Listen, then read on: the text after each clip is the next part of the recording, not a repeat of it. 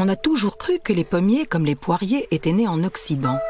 Depuis l'aube des temps, l'homme se serait emparé des espèces primitives sauvages qui peuplaient les grandes forêts d'Europe, les aurait hybridées et cultivées afin d'obtenir les variétés grosses et sucrées que nous connaissons.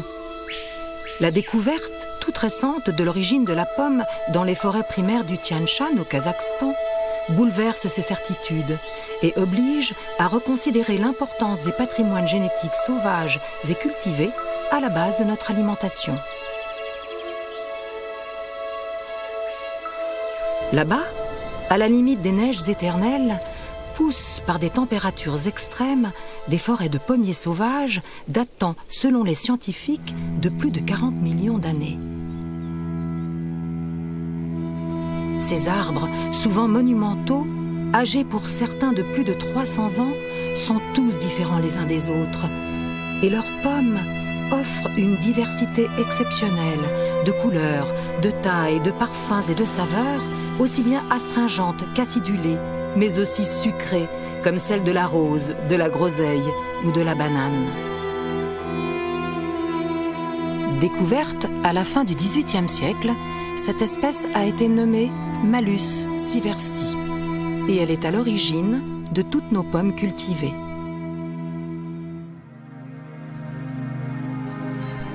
Au XXe siècle, c'est à l'académicien kazakh Emak Djangaliev que l'on doit d'avoir inventorié en forêt et étudié en laboratoire cette espèce sauvage. Il a sélectionné 200 parmi les arbres les plus remarquables du Tian Shan pour la qualité de leurs fruits et la résistance aux maladies. Ainsi greffé et préservé dans son jardin expérimental, ce patrimoine constitue le tout premier verger conservatoire des forêts originelles, initiative d'autant plus fondamentale que 70% des arbres en forêt a déjà disparu. Il faut remonter jusqu'à moins 20 000 ans avant notre ère pour que l'homme et les premiers nomades en Asie centrale ne se soient emparés à leur tour de ce fruit. Dès l'Antiquité, le grand mouvement migratoire vers l'ouest se fera par la route de la soie qui passait au travers du Tian Shan. Une grande diversité de pommes partira avec les caravanes, dont les pépins seront semés tout au long du voyage. Les Romains qui maîtrisaient la greffe implanteront les premiers pommiers cultivés au début de notre ère en Hispanie, en Gaule et en Europe du Nord. Ainsi hybridés par la main de l'homme, qui imposera ses propres sélections pendant près de 2 millénaires, cette espèce, désormais appelée Malus domestica, va déployer une nouvelle diversité, cette fois-ci cultivée. On a recensé plus de 8000 variétés qui ont construit paysages, mais aussi us et coutumes. Les poiriers, dont l'origine précise est encore méconnue, viendraient eux aussi d'un est lointain. Et l'on peut imaginer, de par le nombre de variétés anciennes recensées, qu'ils ont suivi le même type d'évolution. Mais la révolution agricole du XXe siècle va sceller le nouveau destin de la pomme et de la poire. Après la Seconde Guerre mondiale, se met en place une nouvelle arboriculture intensive sur la base d'une diversité réduite à très peu de variétés, évolution qui va transformer la relation des hommes au patrimoine traditionnel. Désormais, c'est la productivité et la rentabilité qui ont cours. Les vergers hautes tiges de Normandie-Maine, pommiers et poiriers centenaires à vocation cidricole, vont souffrir de cette mutation où nombre d'arbres et de haies bocagères vont être déracinés. Cette disparition progressive de la diversité génétique est-elle inéluctable ? En 1975, le parc naturel régional Normandie-Maine a été créé avec entre autres pour mission celle de préserver les patrimoines génétiques des pommiers et poiriers traditionnels du territoire. Donc en 1975, à la création du parc Normandie-Maine, il y a eu une véritable prise de conscience d'une richesse variétale sur le territoire, mais en même temps d'une fragilité. Des variétés disparaissaient au fur et à mesure que des fermes étaient reprises. Certaines variétés étaient devenues rares à l'échelon national, mais même à l'échelon local, puisqu'on n'est trouvé parfois que sur un canton, voire même une commune. Certaines fermes n'étaient plus que les derniers dépositaires d'une variété, ce qui fait que ce patrimoine unique était en train de disparaître. très vite, on a décidé d'aller sur le terrain à la rencontre des producteurs cidricoles qui étaient les meilleurs connaisseurs de ces variétés. Ils nous ont aidés à décrire les arbres, à décrire les caractéristiques de ces fruits. Et grâce à eux, on a pu dresser un inventaire le plus complet possible des variétés disponibles dans le Domfronté. Nous avons été aidés dans cette démarche par le Muséum national d'histoire naturelle qui nous a notamment fourni une grille d'enquête pour décrire au mieux ces variétés. Alors description qui va de l'arbre jusqu'au fruit lui-même. On a également pu donner une description du jus obtenu à partir des pommes et des poires, ce qui permet d'avoir un véritable inventaire de ces variétés. Finalement, ce sont plus de 200 variétés qui ont été recensées, ce qui est énorme, et ce qui prouve bien la richesse variétale de ce territoire. Ce sont principalement des variétés cidricoles, donc pommes à cidre et poires à poirer, et celles-ci sont vraiment la spécificité de notre région, puisque le poiré est unique en France, voire même en Europe. Nous avons, à la suite de cela, mis en place des vergers conservatoires sur ce site ici à Barenton, mais également à Carouge. Les deux constituent le cœur d'un réseau de vergers conservatoires sur le territoire du parc. Et les variétés locales sont conduites en haute tige, c'est-à-dire que ce sont des arbres de plein vent, des arbres assez hauts et même très hauts pour les poiriers. Ce sont des arbres qui peuvent atteindre une quinzaine de mètres et c'est ce qui fait vraiment la spécificité de la région, ces arbres majestueux qui couvrent l'ensemble du Domfronté et qui sont un paysage unique en Europe. L'intérêt de ces vergers conservatoires, c'est évidemment de conserver ces variétés locales anciennes, mais aussi de pouvoir les diffuser. Quiconque en fait la demande peut obtenir des greffons pour greffer chez lui des arbres et ainsi les reproduire. Un verger porté par un parc naturel régional, c'est d'assurer sa pérennité. Aujourd'hui, la plus grande menace qui pèse sur les arbres, sur les variétés, c'est de les voir disparaître faute de portage, faute de financement. Et une structure stable comme celle-ci permet de le garder sur de nombreuses années. On assisterait donc depuis quelques années à l'émergence d'une nouvelle conscience. Reste à savoir si une activité économique rentable autour de la production traditionnelle pourrait encore trouver sa place. Jérôme Forget s'est installé il y a 20 ans à la ferme de Lionnières à Torchamps.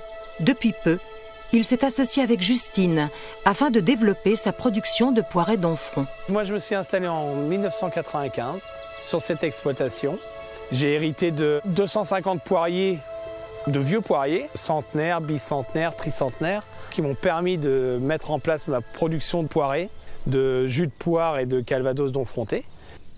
Ma mission maintenant, c'est justement de continuer à l'entretenir, donc à entretenir les vergers déjà existants et aussi d'en créer d'autres. Alors là, on est arrivé à 500 poiriers de plantés et l'idée, ce serait d'aller jusqu'aux 1000 arbres sur les 10 années qui vont suivre. En fait, c'est une joie de planter des arbres. Bon, quand on parle de paysan, c'est l'homme du pays. On a un côté aussi créateur, artistique. C'est quelque chose d'artistique à notre manière, quoi. C'est une question de savoir apprécier un paysage. Et quand on aime le milieu dans lequel on est, eh bien, on fait en sorte que ça soit beau. Alors, ce qui permet aussi de se lancer dans cette petite folie de plantation, c'est que le sol n'est quand même pas perdu puisque ça nourrit les animaux, comme faisaient les gens qui étaient là avant. Les animaux entretiennent le dessous des arbres, ça fait les tondeuses en fait. Une fois que les fruits sont à maturité, on enlève les animaux, on les met dans des parcelles où il n'y a plus d'arbres, et là on ramasse les fruits. C'est la notion de pré-verger. C'est une méthode de culture.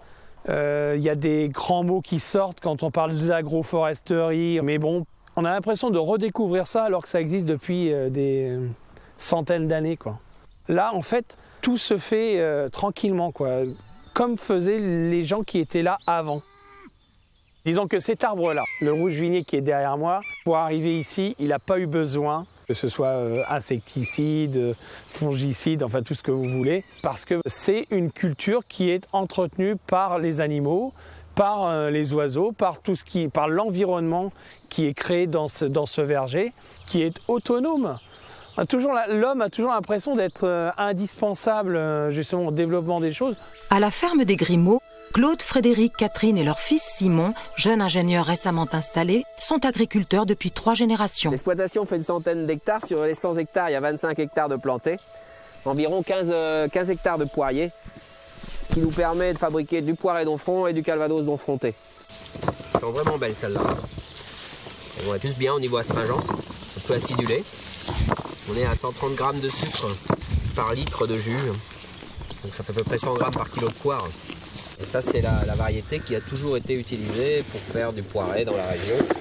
Et en poiré d'Onfront, on produit en moyenne entre 40 et 50 000 bouteilles par an. Un jeune poirier comme ça d'une quinzaine d'années va produire environ 300 kg. Avec 1 kg de poire, on fait une bouteille de poiré.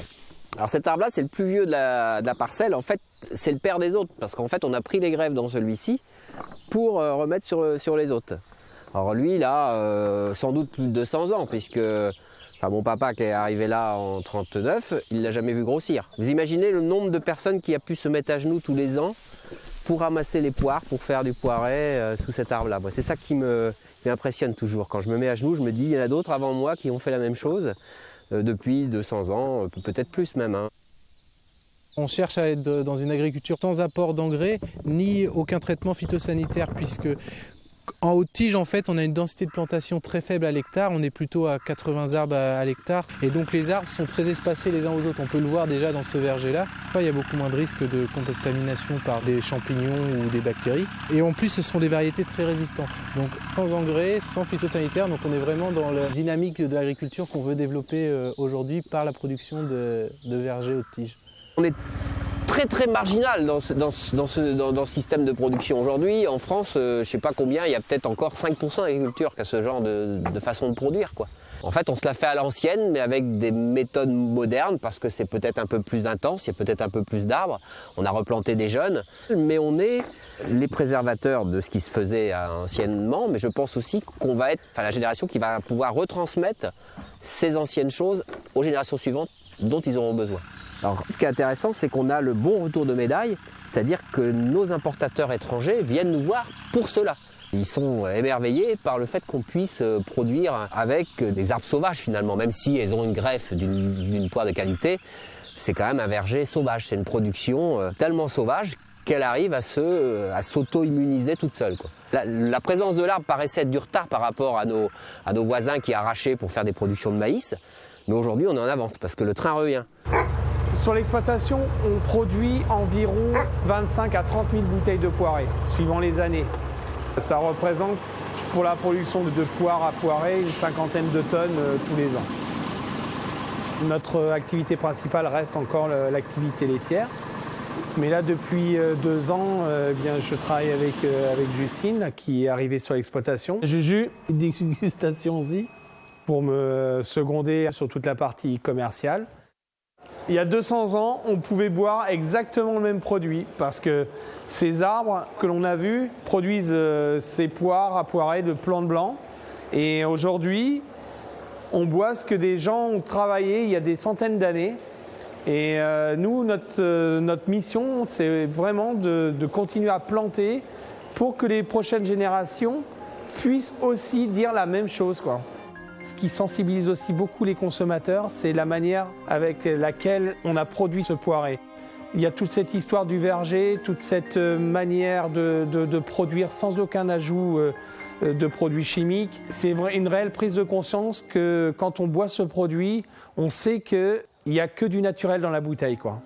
On arrive à le réaliser sur une méthode ancestrale, parce que justement on reproduit ce qu'ont réalisé nos grands-parents, ce que nous ont appris nos grands-parents. Ce qui est intéressant avec la production de poiré d'Onfront dans la région, c'est qu'on s'aperçoit qu'à chaque fois qu'il y a une transformation de poire à la ferme, il y a une création d'embauche. Sur une région comme la nôtre, le poiré d'Onfront a permis d'embaucher une dizaine de personnes. On a analysé le fait que si il y avait beaucoup plus de poires transformées en poiré dans la région, on pourrait créer 50-60 emplois sans problème, parce que la transformation de poire en poiré demande beaucoup de travail. Et ça, c'est quand même important, parce que c'est toute une dynamique dans une région. Alors que tout le reste de l'agriculture débauche. Aujourd'hui, il ne faut plus qu'une personne pour exploiter 100 hectares. En poirier, c'est pas possible. En poirier, on estime qu'il faut à peu près un emploi tous les 3 hectares, quoi. Et ce qui est énorme. Quand on sait le nombre de poiriers qu'il existe, si tout était transformé en emploi... Je suis très fier de produire du poiré. Bon, c'est pas tous les jours facile parce qu'en termes de récolte, c'est vraiment des charges de travail assez lourdes. Mais on va réussir à maintenir notre verger traditionnel dans le Domfronté et de sauvegarder ces arbres qui sont malheureusement souvent maltraités et abattus de manière assez sauvage, on va dire. La replantation, le fait de replanter un arbre aussi, c'est de se dire on croit en l'avenir et on croit que demain il y a encore un avenir avec cette production-là. Parce que quand on plante un arbre, on ne le plante pas vraiment pour soi, mais on le plante vraiment pour les générations d'après. Même si en fin de carrière, on peut commencer à bénéficier des arbres qu'on a plantés. En fait, aujourd'hui, on a une vision sur plutôt 5-10 ans. Mais quand on plante un arbre, on a une vision sur 50, 100, voire 200, 300 ans. Donc c'est compliqué à expliquer et à se dire c'est ça l'avenir, quoi. Dans cette région, les poiriculteurs de Normandie-Maine, à l'image de Jérôme et Frédéric, sont aujourd'hui une quinzaine à produire et à commercialiser du poiré Domfront en appellation d'origine protégée. Et sont plus de 300 à produire pommes et poires valorisés en produits de qualité. Tout comme les vergers conservatoires du parc Normandie-Maine, c'est donc à la stricte protection des forêts originelles et à la volonté, responsabilité et vigilance des hommes dans les terroirs que repose désormais la perpétuation de ces patrimoines uniques, tant en diversité variétale qu'en saveur et en résistance aux maladies. Ils ont façonné la beauté et la santé des paysages et nourri pendant des siècles des générations entières.